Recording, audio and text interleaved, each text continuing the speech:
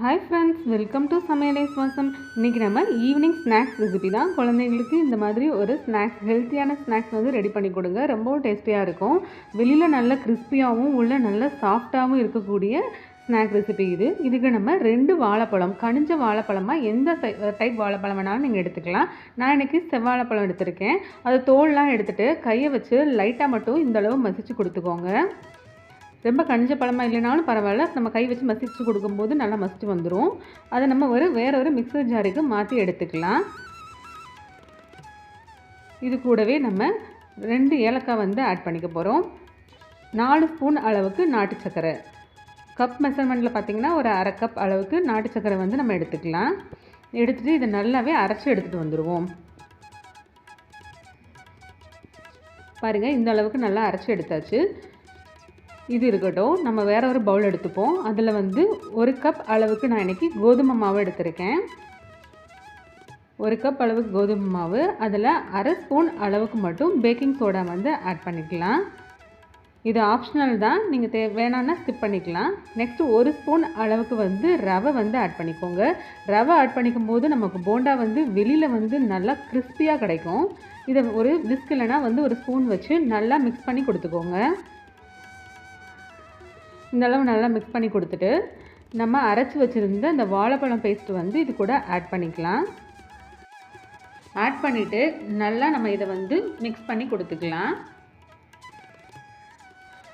இது ரொம்ப டேஸ்டியாகவும் இருக்கும், ஹெல்த்தியாகவும் இருக்கும். குழந்தைங்க வந்து விரும்பி சாப்பிடுவாங்க. அவ்வளோ டேஸ்ட்டாக இருக்கும். கண்டிப்பாக நீங்கள் இதை வீட்டில் ட்ரை பண்ணி பாருங்கள். இந்த அளவு மிக்ஸ் பண்ணி கொடுத்துட்டு இதில் அரை டம்ளர் அளவுக்கு மட்டும் வாட்டர் வந்து ஆட் பண்ணிக்கோங்க.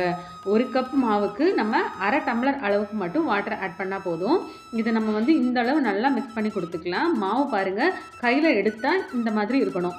ரொம்ப தண்ணியாகவும் இருக்கக்கூடாது, கெட்டியாகவும் இருக்கக்கூடாது. நம்ம இப்படி கையில் எடுத்து நம்ம வந்து போண்டா போடுற அளவுக்கு வந்து நமக்கு இருக்கணும். ஓகேவா? இந்த அளவுக்கு வந்து நம்ம கன்சிஸ்டன்சியில் நம்ம வாட்டரை ஊற்றி ரெடி பண்ணி வச்சுக்கலாம். பேட்டரை அரை டம்ளர் வாட்டர் வந்து ஆட் பண்ணியிருந்தேன், கரெக்டாக இருந்துச்சு. இப்போ நம்ம இந்த மாவு வந்து ரெஸ்ட் கொடுத்து வச்சிடலாம். ஒரு 10 மினிட்ஸ் மட்டும் ஒரு லிட் போட்டு க்ளோஸ் பண்ணி வச்சுடுங்க. இது இருக்கட்டும். ஆஃப்டர் 10 மினிட்ஸ் பாருங்கள், மாவு வந்து நல்லா ரெடியாகி வந்துடுச்சு. இப்போ நம்ம இதை வந்து உருண்டைகளாக போட்டு பொரித்து எடுத்துடலாம். ஸ்டவ்வில் பேன் வச்சு ஆயில் வச்சு நல்லா ஹீட் பண்ணிக்கோங்க.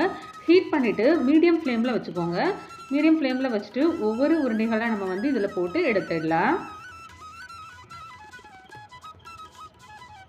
ரொம்பவும் டேஸ்டியாக இருக்கும். நல்லா கிறிஸ்பியாகவும், நம்ம வந்து ரவை ஆட் பண்ணியிருக்கிறதுனால ரொம்ப கிறிஸ்பியாகவும் இருக்கும், உள்ள நல்லா சாஃப்டாகவும் இருக்கும்.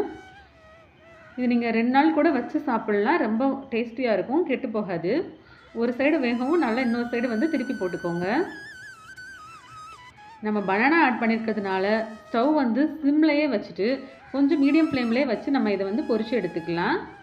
ஃபுல்லாக வச்சிங்கன்னா கருகி வந்துடும். மீடியம் ஃப்ளேமில் வச்சுக்கிட்டு பொரித்து எடுத்துக்கோங்க. பாருங்கள் எவ்வளோ அழகாக உப்பி வந்திருக்குன்ட்டு.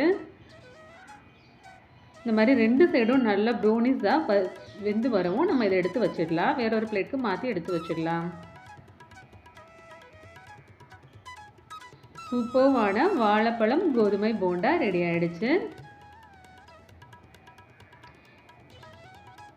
இது நீங்கள் பண்ணி வச்சுக்கிட்டா 2 நாள் கூட கெட்டு போகாது. ரொம்பவுமே டேஸ்டியாக இருக்கும்.